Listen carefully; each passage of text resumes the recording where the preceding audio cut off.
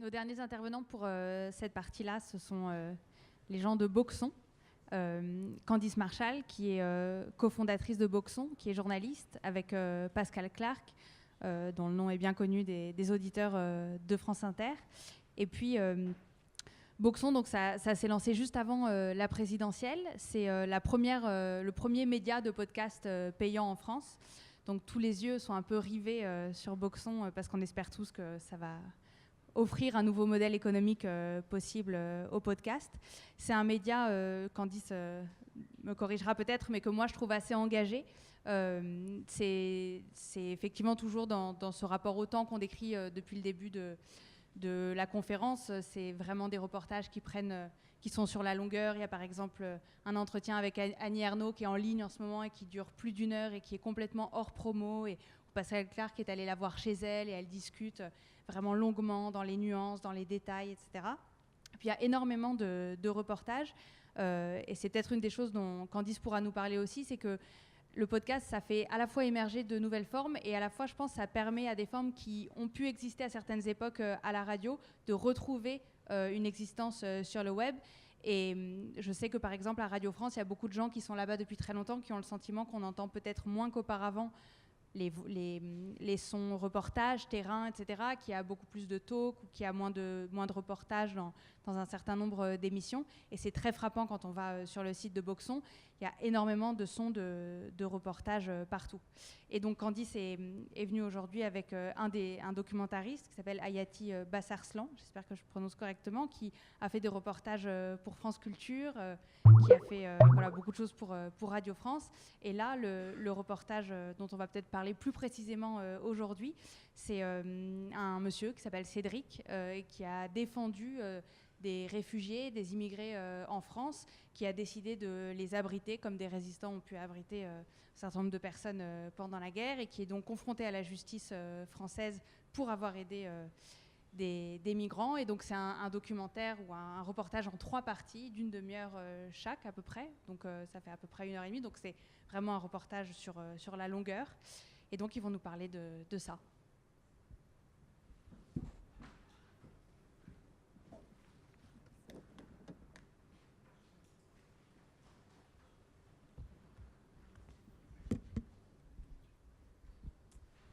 Bonjour, bonjour à la salle, bonjour derrière l'écran également.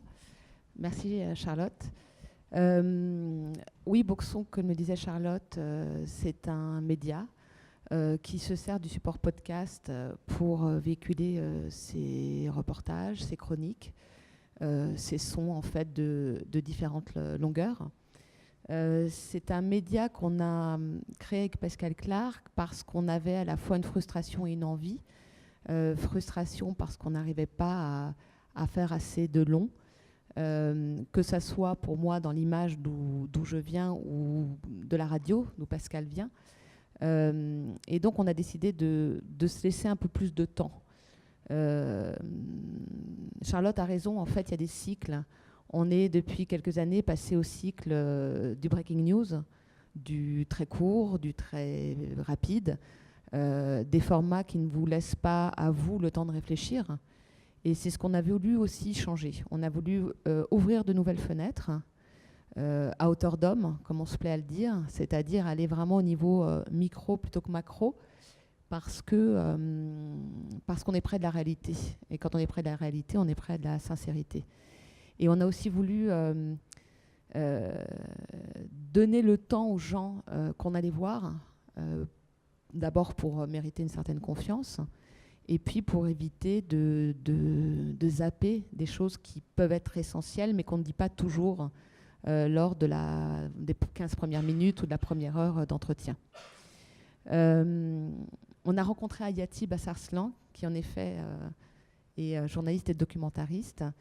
Et il nous a parlé d'un sujet qui lui tenait vraiment à cœur, qui se tient dans la vallée de la Roya, dans le sud de la France, qui est une vallée frontalière avec l'Italie, et où passent depuis très longtemps, pas que depuis ces dernières années, mais des grandes vagues d'immigration.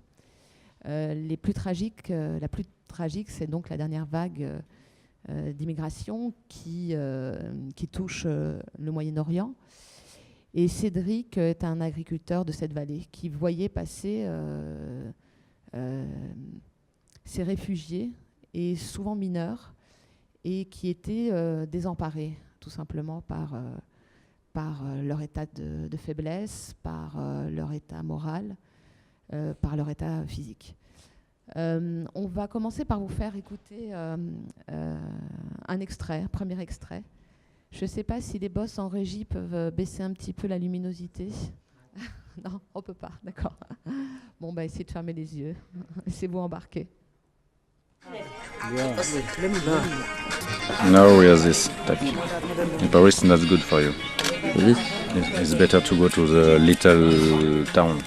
Ils veulent tous aller à Paris, aller voir la Tour Eiffel, la capitale du pays, des droits de l'homme et des droits de l'enfant. Vous en discutez avec eux de leur parcours, où vont-ils aller, ils ont des points de chute dans différents pays, c'est ça?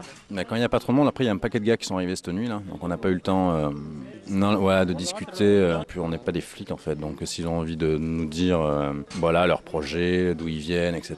Après ça vient avec le temps, qu'on apprend à se connaître et ça vient doucement. D'abord voilà, il faut qu'ils sentent un peu chez eux, un peu à la maison et qu'ils comprennent qu'ici on n'est pas dans une institution, on est juste un Français lambda, un paysan qui est là et qui les accueille comme eux auraient fait si jamais j'étais descendu dans leur pays, enfin j'espère. Vous attendez d'autres jeunes qui vont débarquer? Bah nous on ne sait pas en fait, c'est tous les soirs, c'est effet de surprise. Donc à 3h du matin quand le chien aboie, je me fais les paris à moi-même, je me dis bon combien? 3, 4, 5, 15, 20, 25, on ne sait pas. Hein. Ça nous est arrivé d'avoir 35 qui arrivent en une nuit. Donc là ce soir il y en a eu 6 qui étaient déjà passés ici, qui se sont fait arrêter en partant d'ici et qui reviennent ici par la suite.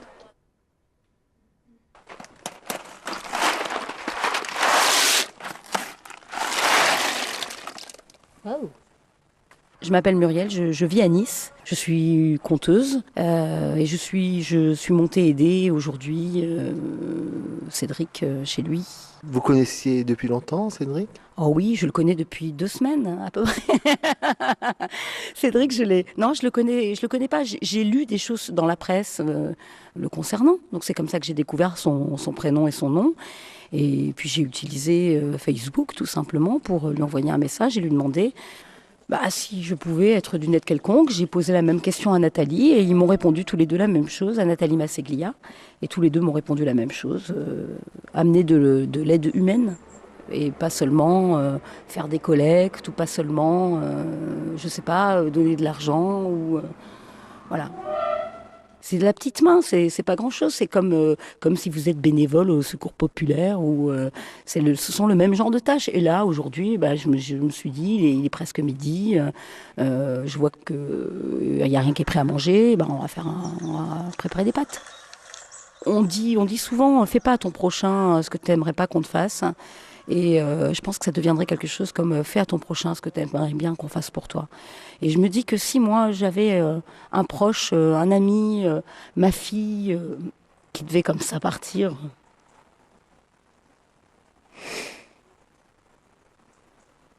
Désolée.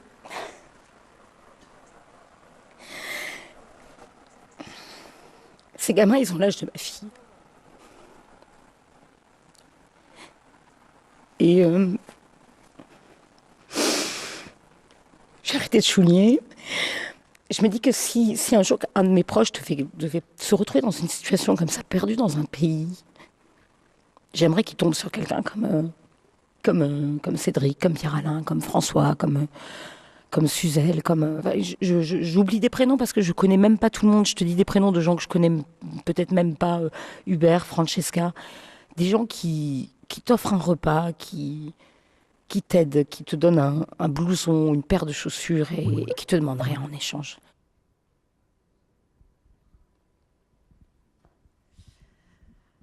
Je vais laisser l'auteur de cette série, donc Roya, en 3 épisodes, vous en parler, parce qu'au départ, on était parti pour faire un one-shot. Pour la durée, Ayati avec carte blanche. La limite, c'était l'oreille. Il fallait juste que ça colle, et puis ça fait un 2e et un 3e, mais je le laisse vous en parler. Juste un petit truc au début, je vous assure qu'ils ne sont pas comme ça quand ils arrivent chez Cédric. Voilà, c'est un détail, mais bon, c'est important, quoi. Bon, voilà. Tu veux que je parle de moi dans un premier temps avant d'aborder le sujet Oui, comment t'es arrivé Voilà, je vois qu'il y a beaucoup de gens de Radio France qui sont recyclés par la suite. Ouais, moi j'ai une formation de sociologue, puis j'ai une formation de l'image surtout. Et je suis arrivé à la radio par hasard, vraiment par hasard, quoi. J'ai été invité d'une émission et puis on m'a dit de rester. Je suis resté 15 ans jusqu'à l'année dernière à France Culture où j'ai fait notamment des documentaires et puis des émissions en direct avec Jean Lebrun notamment. Voilà. Alors, concernant le sujet, c'est vraiment le sujet m'est arrivé par hasard, vraiment par hasard. C'est suite à une lecture d'un journal, New York Times. C'était en novembre 2016. Voilà, on parlait d'un paysan dans la vallée de la Roya qui aidait les jeunes migrants à traverser la frontière. Puis je me suis posé la question de savoir un paysan, qu'est-ce qu'il a à voir avec des migrants? Pourquoi il fait traverser ces jeunes migrants en France, quoi, de l'Italie vers la France? Pour moi, un paysan, il s'occupe de la terre, quoi. Il doit garder sa terre, il doit nourrir ses bêtes. Et je voulais vraiment comprendre sa démarche. Et puis voilà, de fil en aiguille, j'ai appelé Cédric. On a eu l'occasion de discuter via le téléphone, email. Et puis j'ai vraiment réfléchi avant d'y aller, quoi. Et puis il m'a dit viens voir comment ça se passe chez nous, quoi. Et puis c'était quand? En novembre 2016, c'est ça? J'ai débarqué à la vallée de la Roya, Breil-sur-Roya précisément, le village, 2000 âmes, donc un petit village tranquille avec église, des toits en ardoise et puis les montagnes tout autour, quoi. Il se trouve que ce jour-là, c'était un samedi, il y avait une réunion d'information sur les migrants. Toute la vallée était réunie dans ce village et ils discutaient entre eux pendant des heures et des heures et des heures comment ils allaient faire face à l'afflux des migrants, quoi. Et puis moi, bon, j'ai débarqué, il était, je sais pas, 11 heures ou midi. Hein. J'attendais, j'avais jamais vu Cédric, mais j'attendais qu'il vienne, on s'était donné rendez-vous. Puis 1 heure, 2 heures, 3 heures, 4 heures, 5 heures, Cédric n'est toujours pas là. Puis il finit par débarquer. On se dit juste à peine bonjour, voilà. Puis 1 heure, 2 heures, 3 heures, 4 heures, toujours rien. Et puis tout d'un coup, la nuit commence à tomber, il est 8 heures du soir ou 9 heures, je ne sais plus. Il me prend par le bras, il me dit viens, on va boire un coup. Puis voilà, on va au café du village. On prend un verre et puis il commence à parler. Et là, il me raconte. Voilà le début de l'histoire. Oui, donc c'est à ce moment-là où on voit que c'était très important à la fois pour Hayati, pour Cédric Héroux, de prendre ce temps-là. Hayati est resté 3 jours la première fois, justement, à attendre Cédric Héroux, à être patient, à voir d'autres personnes. Et puis, grâce à ces 3 jours, il y a quelque chose qui s'est créé avec Cédric. Hayati, lui, est revenu à Paris, il a gardé contact, et puis il s'est aperçu qu'il y avait encore des choses à dire. Donc il est revenu nous voir, il nous a dit j'aimerais bien repartir dans la vallée de la Roya. On a dit t'es sûr Oui, il y a encore des choses à voir, et à écouter, et à faire peut-être. Donc il est reparti. On était assez fiers d'ailleurs, parce qu'à ce moment-là, Cédric Héroux avait autorisé juste 3 journalistes à passer du temps avec lui. C'était le journaliste du New York Times qui le suivait depuis presque 1 an. Un journaliste de ZDF ou d'Ivet, oui, voilà, qui pareil le suivait depuis très longtemps, et donc Hayati. Donc qu'on laisse à Hayati le temps d'y aller, de passer du temps, ça a laissé aussi à son interlocuteur le temps de le connaître, lui faire confiance, et puis accepter qu'il revienne une 2e fois et ensuite une 3e fois. Ouais. Je disais tout à l'heure que j'avais une formation de sociologue. C'est vrai que ma démarche, c'est... voilà, ma démarche, c'est la démarche d'un sociologue ou d'un anthropologue. C'est dans un premier temps choisir le sujet. Voilà. Après le terrain. Moi, quand je débarque sur le terrain, je débarque jamais avec un micro ouvert, quoi que ce soit. On discute de tout, sauf du sujet, quoi.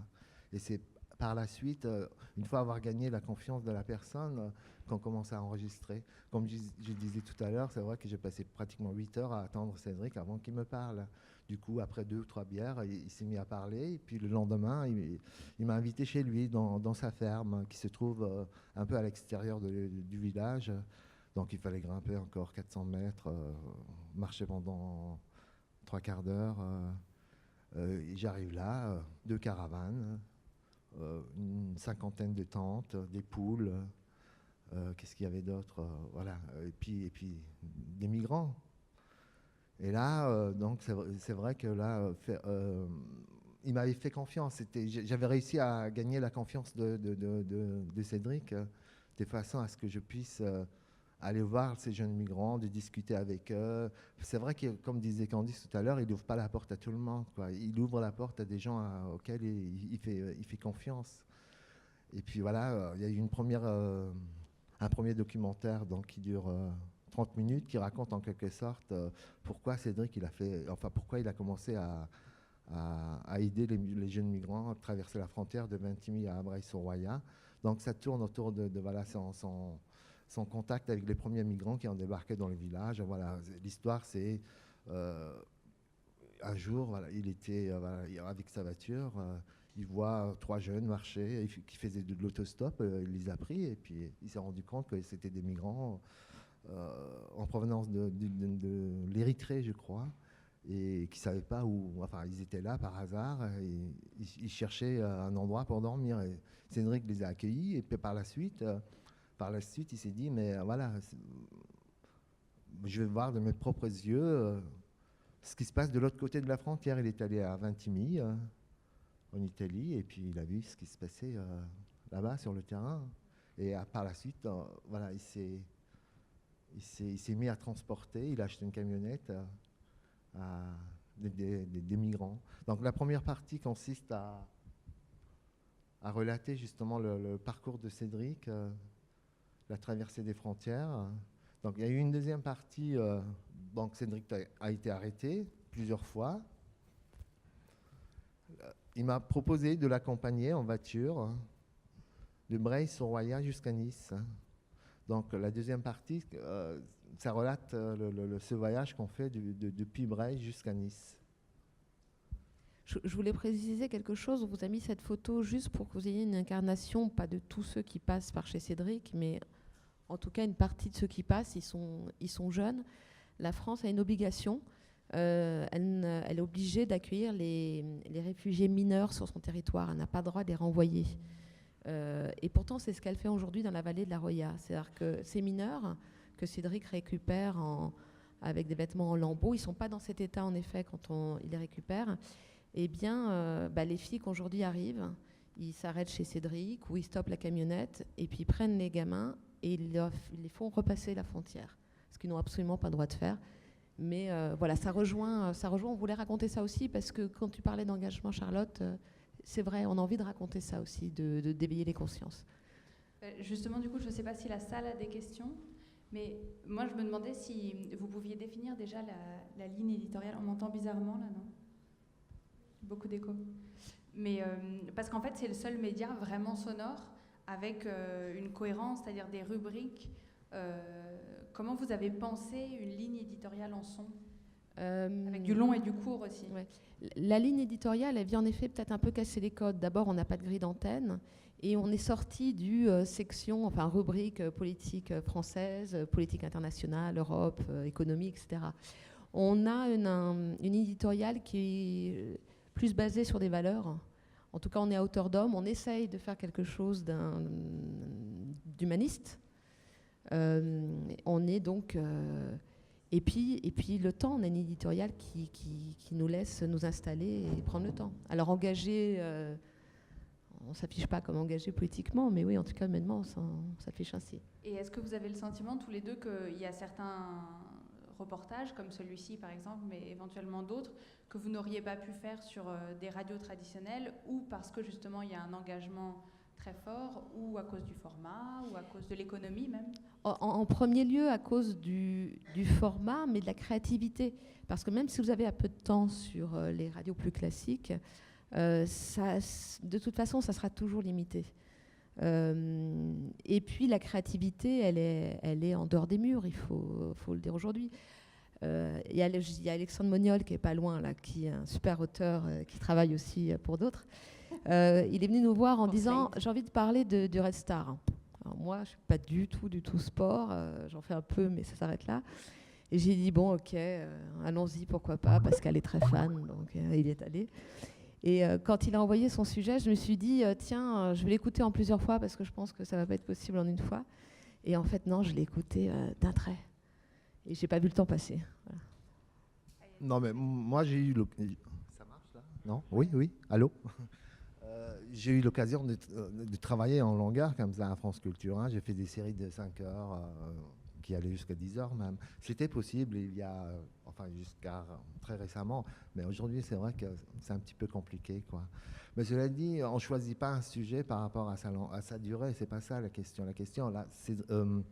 Candice disait tout à l'heure qu'on était parti sur un one-shot. Bon, voilà, on est parti découvrir Cédric. C'est le sujet qui vient à nous, hein, c'est ça. On se pose la question, est-ce que voilà, on peut développer davantage le sujet? C'est surtout ça. On n'a pas l'idée quand on part faire des reportages, de faire 10 minutes, 15 minutes, 20 minutes ou 50 minutes. Hein. C'est par rapport à ce qu'on va... Enfin, c'est par rapport à ce que l'interlocuteur nous rend, quoi. Comme je le disais tout à l'heure, Cédric, je suis allé le voir, je voulais faire un sujet sur les réfugiés. Il se trouve que le personnage était important, du coup je me suis plus penché sur Cédric. Ça a donné une série sur Cédric et pas sur les réfugiés. Et est-ce que vous vous êtes posé collectivement, est-ce que vous vous posez la question collectivement de l'audience quand vous choisissez un sujet ou un autre? Julien, par exemple, disait non. Sur Internet, on n'a pas un public acquis. Non, pas du tout. Non, même au tout départ, on dit quelle est votre cible. On n'a pas de cible. Donc on espère intéresser tout le monde et tout le monde y trouvera des choses. Il y a des gens qui sont très critiques avec ce qu'ils entendent sur Boxon et c'est leur choix, c'est leur droit parce que ça leur plaît pas. D'autres vont adorer. Il y a des séries qui marchent du feu de Dieu et la série Mémoire vive par exemple, elle a un grand succès. La série Taf Taf un peu moins pourtant. Ouais. Moi Taf Taf, je l'aime beaucoup. Voilà. On se pose pas la question de la cible, on se pose pas la question de l'audience. On se pose juste la question de l'envie quand les journalistes vont sur le terrain. C'est un sujet universel, les migrants, les non, mais ça les peut réfugiés. En ligne de compte dans non, mais bon, voilà. Moi, pourquoi j'ai fait ce sujet-là parce que moi, étant aussi de l'exil, donc tout ce qui est la mémoire, la transmission, ces parcours, ça m'intéresse parce que ça me rend. Enfin, c'est mon parcours aussi en quelque sorte. Inconsciemment, voilà, j'ai des sujets. Sur les migrants, sur les réfugiés, ça m'intéresse. Et quand on traite ce genre de sujet, on ne pense pas à l'auditeur, on pense surtout... à soi. Non, on pense surtout à des sujets qui nous sont sensibles, c'est surtout ça. Et en fait, du coup, comme on avait cette présentation aujourd'hui, on va passer l'épisode 1, dans quelques jours, on passera l'épisode 1 de la Roya en écoute offerte, vous pourrez l'écouter, pour ceux qui ne sont pas abonnés encore. Est-ce qu'il y a des questions dans la salle?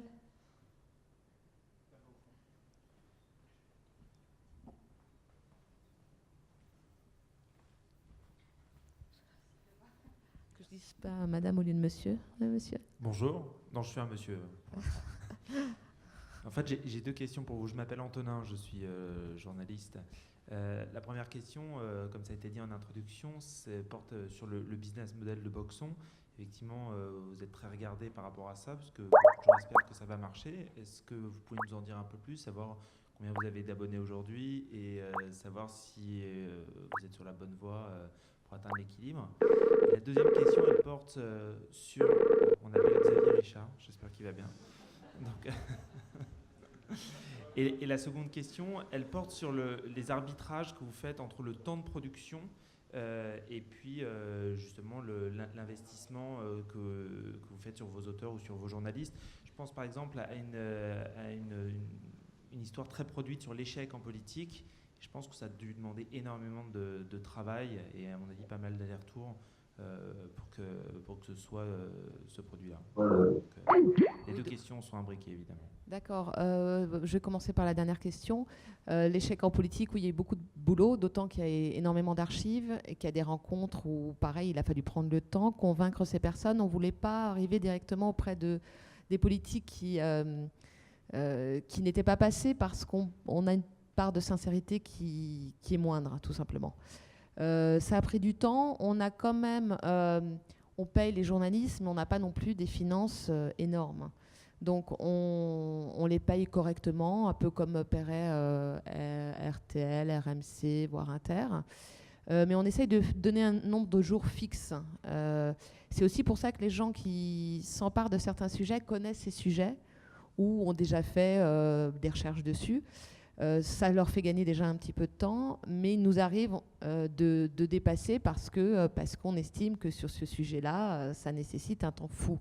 On prépare une grosse série très, très lourde pour le mois de septembre. Évidemment, on ne va pas lui dire « tu as 4 jours pour faire ton sujet ». Donc on s'adapte quand même, on est obligé d'avoir des choses fixes. Concernant les abonnés, on est parti grâce au crowdfunding qu'on avait lancé avec un peu plus de 1100 abonnés de départ, dont certains mensuels, trimestriels, annuels. Ceux-là, on les a quasiment tous gardés parce que même ceux qui s'étaient abonnés mensuellement, on a pu voir qu'ils s'étaient réabonnés. Donc on a eu peu de pertes. Et depuis 2 mois, on est exactement en fait à 2 mois d'existence. On a dû gagner par mois environ 200 abonnés, 200 à 250 abonnés. C'est ce qu'il nous faut. Pour être à l'équilibre, on vise 6000 abonnés. On essaye de faire évidemment des tarifs intéressants pour ceux qui peuvent moins se le permettre, parce que 9 €, c'est un coût. C'est pas énorme parce qu'on poste presque un son tous les jours, parfois tous les 2 jours. Ça revient à entre 30 et 50 centimes lors que ce soit un reportage, une chronique. Mais voilà, il faut qu'on paye nos journalistes. Nous, on ne se paye pas encore pour le moment, mais on paye les journalistes, les réals, les mixeurs et les frais de reportage, bien évidemment. Et en effet, on est sur le terrain, donc ça a un coût. Merci.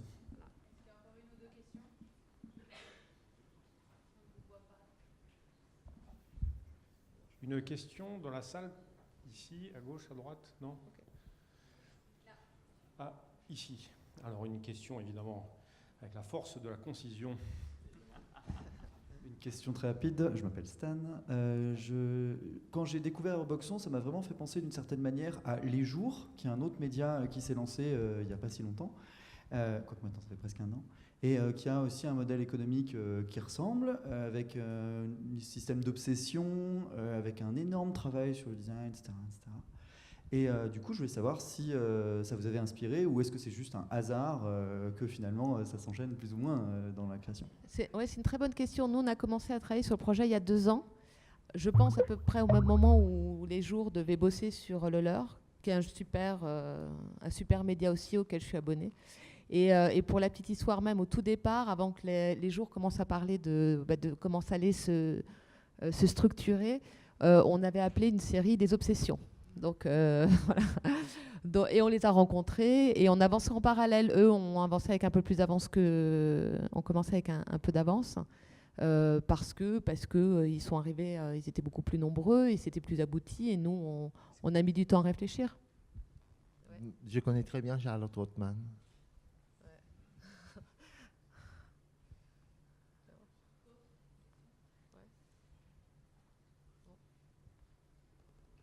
Bon, merci. Merci.